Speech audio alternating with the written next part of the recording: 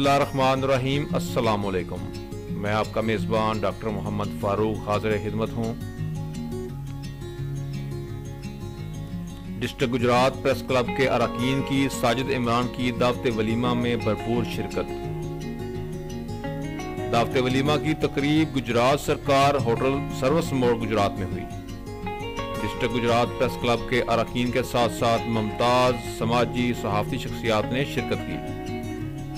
शिरकत करने वालों में डिस्ट्रिक्ट गुजरात प्रेस क्लब के सदर सैयद तारक हुसैन शाह, नज़र हुसैन जलियानी, मोहम्मद मजीद भट्टी, मुश्ताक अहमद, जैड भट्टी, फैसल वड़ाइच, मलक शहबाज, बशारत भट्ट, नगमान अली, नासिर खोखर, शेख शहबाज अफजाल, चौधरी अब्बास हंजरा, डॉक्टर मोहम्मद फ़ारूक, जुनैद और मोहम्मद इकबाल शामिल थे।